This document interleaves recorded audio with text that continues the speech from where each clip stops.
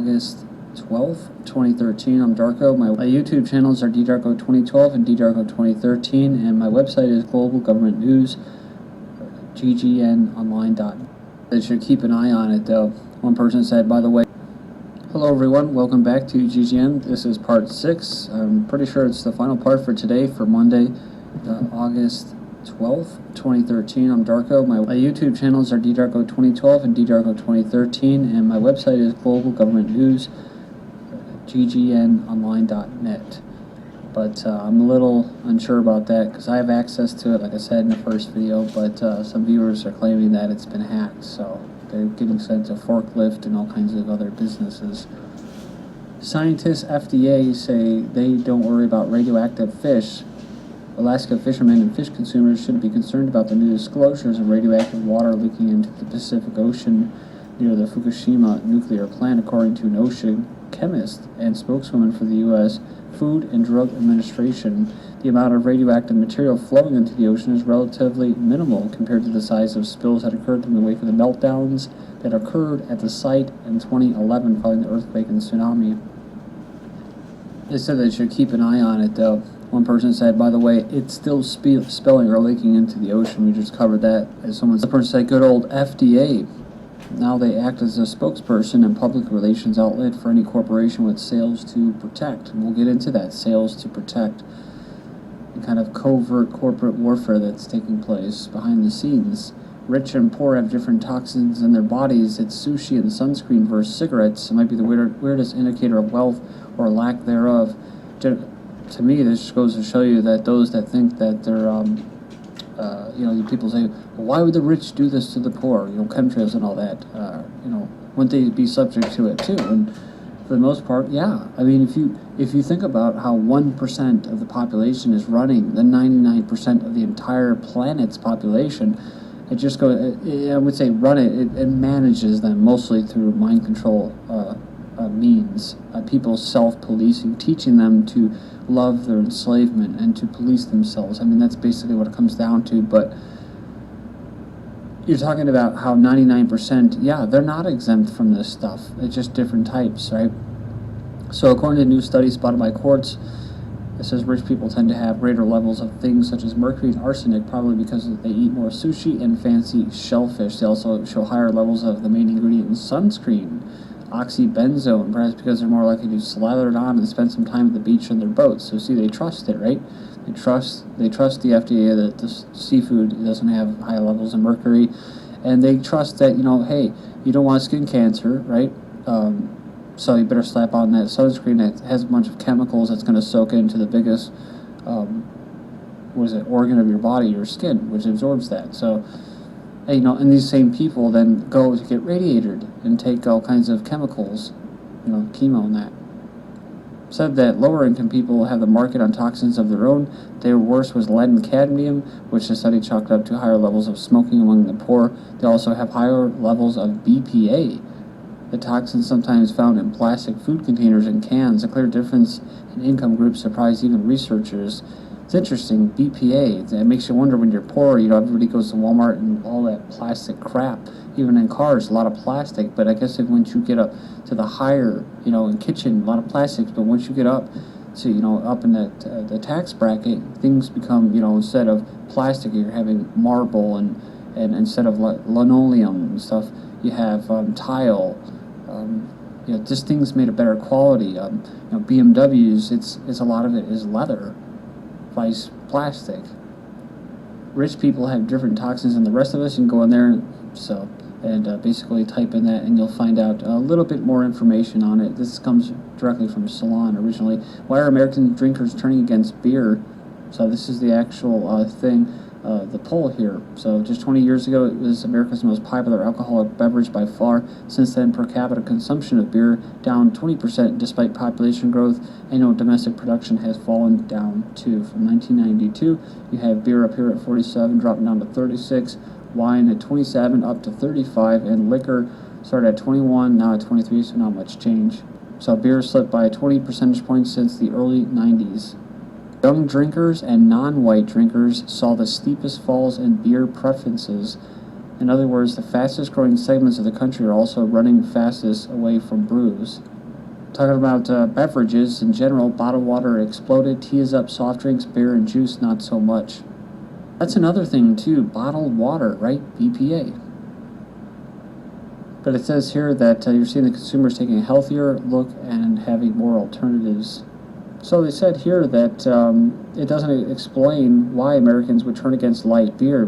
Me personally, I think it tastes like urine, but it dominates the market still. Yeah, Bud Light and all that. It says lower class white guys are getting crushed. Think of the cheap beer sales as a health indicator for blue collar America, especially for men.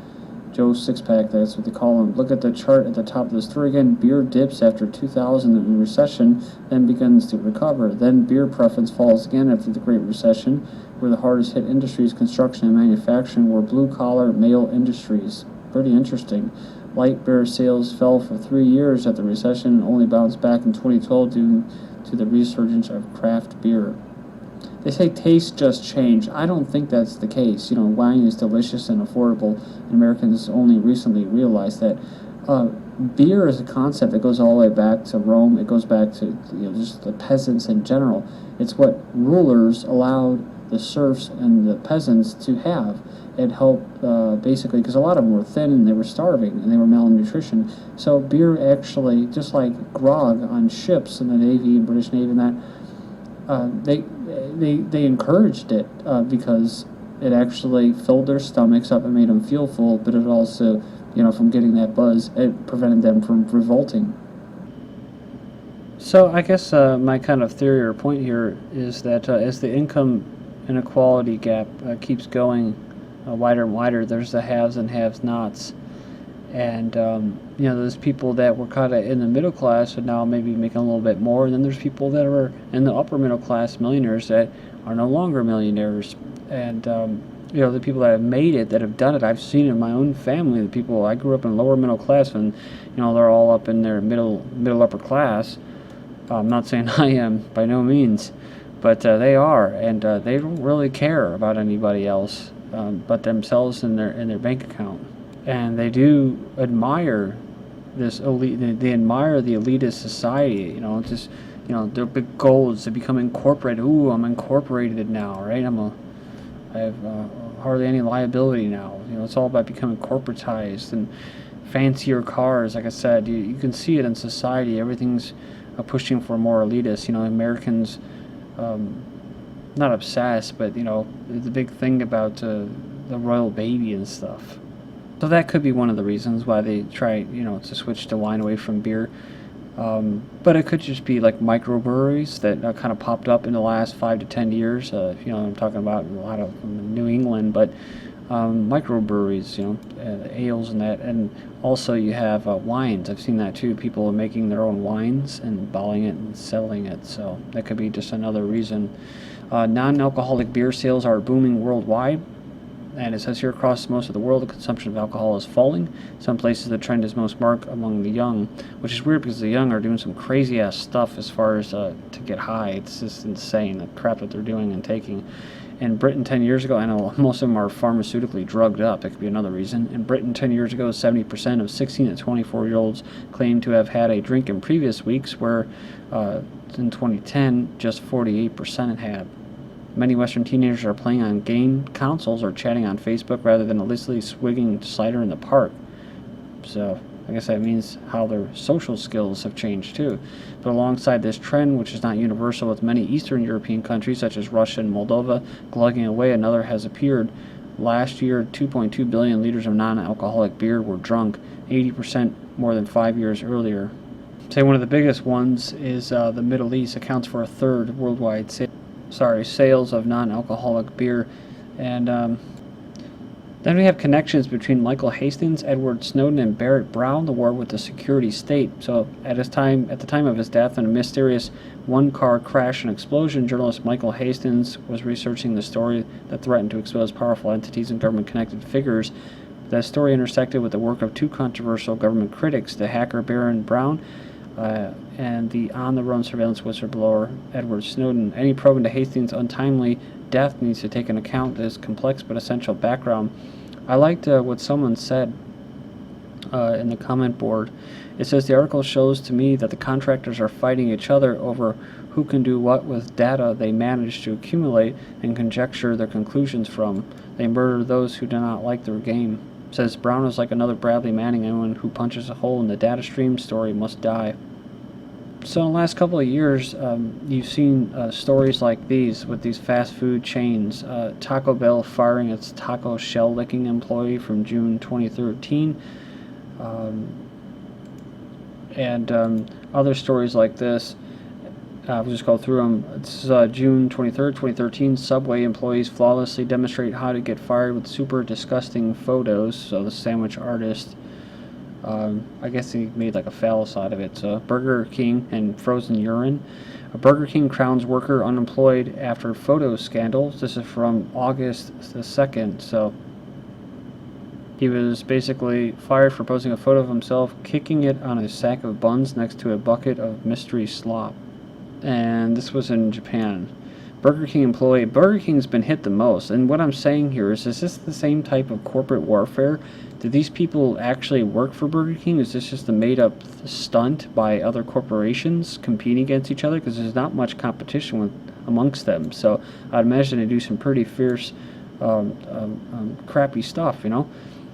Or do these people come to get paid from these different corporations? And go in there and do this stuff to discredit them. Burger King employee stands on lettuce and busted by the internet. Remember this? The woman that bites into her Burger King hamburger finds razor blades. Burger King, like I said, they've had a lot of crap. KFC fires employee for licking mashed potatoes from February 2013. Then this recent one from July 30th, giant Kentucky Fried Chicken bucket turns up in Georgia woman's yard. This was great publicity for Kentucky Fried Chicken. It could have been put there by them. You know, especially since they have to rebrand their name, you know, Kentucky Fried Chicken. They had to put KFC because people were saying that, you know, according to law, that it's not actual real chicken. So they called it KFC. Then, of course, that order ended, so that they call it Kentucky Fried Chicken again. Most people didn't notice that. Michigan boy finds piece of finger in Arby's sandwich from May of 2012. Wendy's Revenge 2005 finger and chili hoaxer is behind bars. So there's these people like that. They're just trying to make a quick buck. It's kind of comical, though. Wendy's employee caught guzzling a Frosty, and that was 2 months ago. Domino's employee video taints food and brand, putting cheese in his nose and blowing mucus on a sandwich. This is just today. Domino's Pizza responds to compliment with apology. So someone actually said, "Best pizza ever, Pan Pizza. Keep up the good work, guys." And they actually wrote Domino's response, "Sorry about that." And they put an automated response because they're so used to bad publicity. Some rapid fire here at the end. Baby has randomly gone up in flames 4 times. Doctors say he suffers from spontaneous human combustion. Place in India. Russian man swims across the Black Sea. He started when he wanted to help his back, you know, basically swimming. But now he's actually doing this 400 kilometers, resting at night in an inflatable boat. And he's considering traveling along the Volga, the Europe's biggest river. 3,600 kilometers. So the Haarp status for North America, current long wave frequency magnitude readings. In the Pacific Northwest, we have low, medium to moderate. Down there in the South and Midwest, you have pretty much low. We just had what appeared to me to be a real storm that kind of just came and went, not just 12 hours of chem rain. Then in Europe and the UK, the biggest is in the UK and Northwest Europe, maybe Germany. Then to Australia, you have Southeast Australia being hit pretty hard, and it looks like, what, New Zealand? George Lucas and wife Melody Hobson welcome baby girl via surrogate. So we covered this before. Designer babies move closer to reach with new IVF gene screening technology. So it's not just for abnormalities and chromosomes and stuff. They could theoretically elect for traits like sex, hair color, eye color, projected height, and this is for people who can pay for it. Kind of funny but sad. Rush for butt injections cause desperate women to be maimed with silicone and cement mix. They actually, girls get together to have pumping parties, becoming growing underground illegal activity. North Dakota's last abortion facility owner accepts award from the Revolutionary Communist Party members. Yes, Time magazine asks, who needs kids anyways? Time, the child-free life, when having it all means not having children. So as the American birth rate has literally never been lower in recorded history. Some of the women in the article article had regret. They keep a baby box of like basically stuff from when their kids were kids. Her explanation is that the box is the indulgence of a life I have to grieve. If we decide to have children, we'd have to grieve the life we currently have. London School of Economics has begun to present scholarships asserting that more intelligent women are, the less likely they are to become mothers. This is GGN, and I'm Darko. Thank you.